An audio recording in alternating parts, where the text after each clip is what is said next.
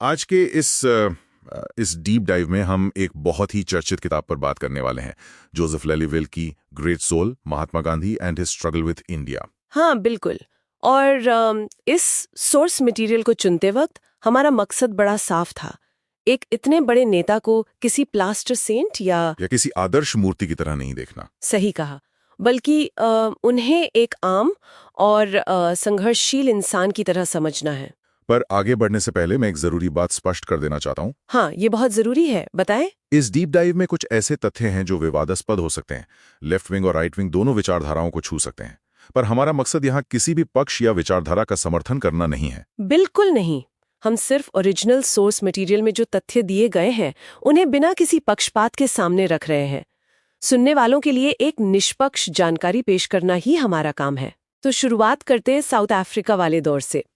अक्सर यही माना जाता है कि पीटर मैरिट्सबर्ग ट्रेन की घटना ने रातों रात सब कुछ बदल दिया था। लेकिन सच तो यह है कि वो एक बहुत ही धीमा एक्सपेरिमेंट विद ट्रूथ था। मतलब हैरानी होती है पढ़कर कि शुरुआती सालों में उन्होंने ब्रिटिश एम्पायर का पूरा समर्थन किया था। हाँ, बोअर वॉर और भम्बाथा रिबेलियन में ब्रिटिश सेना का साथ भी दिया था। और एक और कड़वा सच है जो किताब सामने लाती है, इंडिजिनस अफ्रीकन्स के खिलाफ उनकी शुरुआती विचार, जो थोड़े नहीं, उस वक्त के हिसाब से काफी अलग थे। उन्होंने अफ्रीकन्स के खिलाफ कुछ नस्ली या रेसिस्ट शब्दों का भी इस्तेमाल किया था। ये सच में चौंकाने वाला है ना? पर ये उस दौर की उनकी सोच थी जो बाद में जाकर पूरी तरह बदली। असल में एक बड़ा मास लीडर बनने की शुरुआत तो बहुत बाद में हुई, शायद 1913 के मजदूरों के सत्याग्रह से। वहीं से उन्होंने पहली बार आम मजदूरों और किसानों की आवाज उठाई और अपना पहरावा भी बदल लिया। सही बात है। और एक ऐसी ही उथल-पुथल उनकी निजी जिंदगी में भी चल रही थी। 1906 में जो उन्होंने ब्रह्मचर्य का व्रत लिया, उसका उनके परिवार पर भारी असर पड़ा। मैं पढ़ रहा था कि उनके बेटों हरीलाल और मनीलाल के साथ उनका टकराव काफी बढ़ गया था। और इसी दौरान आर्किटेक्ट हर्मन कॉलिनबाख उनकी जिंदगी में आए। लेलीवेल ने इस रिश्ते को बहुत गहरा और प्लेटोनिक बताया है। उन दोनों के खतों में एक अलग ही तालमेल दिखता है। वो खुद को लोअर हाउस और कॉलिनबाख को अपर हाउस कहते थे, जैसे संसद में दोनों सदन मिलकर काम करते हैं। वैसा ही गहरा आत्मिक कनेक्शन वहां था।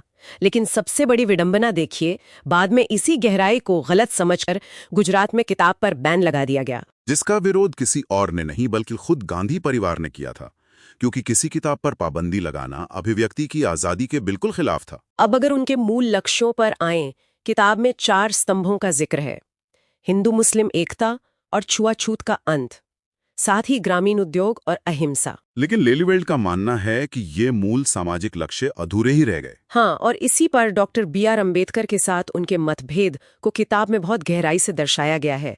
ये कोई आम राजनीतिक टकराव नहीं था। अम्बेडकर चाहते थे कि कानून और राजनीति के जरिए ठोस बदलाव आए, यानी बॉटम अप अप्रोच, नीचे से ऊपर की तरफ समाज को बदला जाए। जबकि इसके बिल्कुल उलट कोशिश ये की जा रही थी कि ऊंची जाति वालों का हृदय परिवर्तन हो, यानी एक टॉप डाउन अप्रोच। ये एक ऐसी वैचारिक खाई थी जो कभी भर नहीं पाई। और जिंदगी के आखिरी दौर में आते आते ये आंतरिक और बाहरी संघर्ष दोनों और गहरे हो गए। नोआखाली दंगों के वक्त उनका अकेले चलना उनकी जिद और गहरे दुख दोनों को दिखाता है। और अपनी ग्रैंड नीज मनु के साथ ब्रह्मचार्य का जो विवादास्पद प्रयोग उन्होंने किया, उसने उनके अनुयायियों को भी काफी असमंजस में डाल दिया था। लेकिन इतने विरोधाभास के बावजूद उनके अंतर्राष्ट्रीय विचार बेहद दृढ़ थे। जैसे कॉलिनबाख का ज़ायनिज़्म पर काफी प्रभाव था। फिर भी उन्होंने हमेशा पैलेस्टीनियंस के अधिकारों का ही समर्थन किया। यह दिखाता है कि उनके आदर्श दोस्ती से भी ऊपर थे। तो इस पूरे विश्लेषण का निचोड़ क्या है? यही जानकारी इसलिए जरूरी है क्योंकि जब किसी नेता को उनकी कमजोरियों और असफलताओं के साथ देखा जाता है, तभी उनके संघर्ष की असली महानता समझ आती है। बिल्कुल सटीक बात है। एक परफेक्ट मूर्ति की बजाय एक आम इंसान की गलतियां और कोशिशें ज्यादा प्रेरक होती हैं, क्योंकि वो हमें सीखने का सच्चा मौका देती हैं। इस डीप डाइव को यहीं खत्म करते हैं, पर इस विषय के जरिए सामने आने वाला एक बड़ा सवाल वहीं छोड़ देते हैं ताकि आगे इस पर गौर किया जा सके। अगर किसी ऐतिहासिक नेता के मूल सामाजिक लक्ष्य अधूरे ही रह गए हों, तो क्या भविष्य की पीढ़ियों को नए तरीके ढूंढने चाहिए? ऐसे नए तरीके जो उन पुराने आदर्शों से पूरी तरह अलग हों। इस मुद्दे पर आगे और खोज जरूर की जा